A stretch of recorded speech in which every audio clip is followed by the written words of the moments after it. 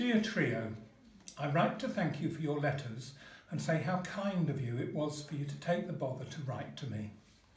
I read them as well as I could, but my eyes turn away from reading halfway through reading my newspaper. One of you expressed an interest in history of the Second World War. I was 8 in 1939.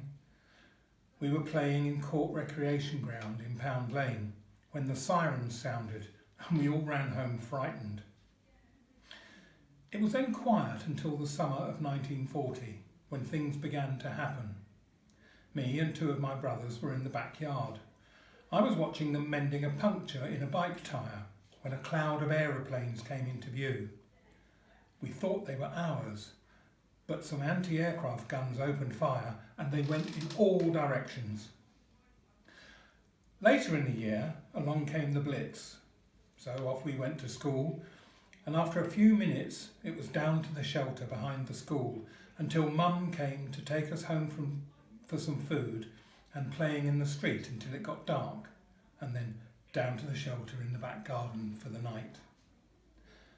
Time moved on. London was getting a bad time, but in Epsom there were only a few high explosive bombs and incendiary fire bombs. The men who had not been called up got ladders and sandbags to get them down for the roofs and put them out. Time moved on.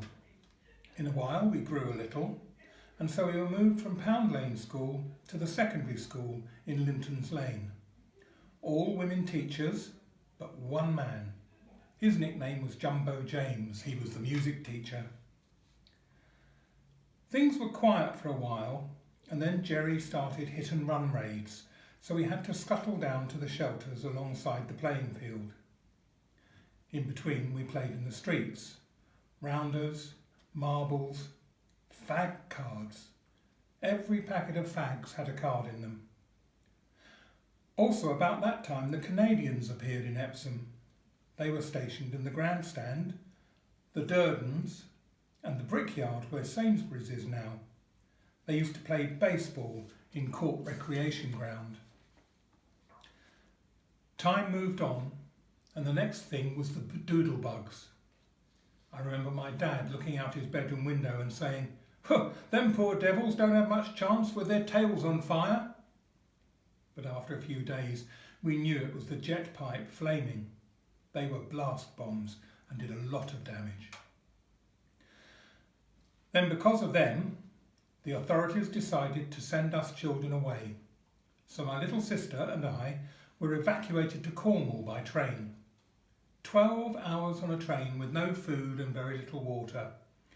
When we stopped at Oakhampton, the 12 coaches of children jumped off because somebody saw a running tap. After a while we were put back on the train and carried on to Camelford and put in the church hall, given a pasty and waited there to be billeted to different farms and houses.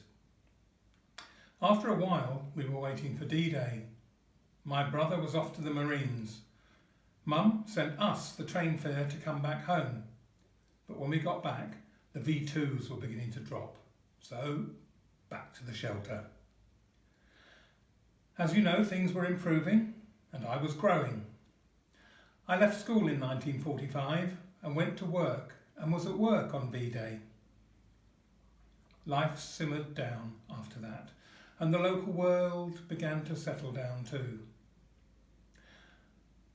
I hope the lad who likes modern history finds my rambling of some interest. All my regards to the trio, Reg.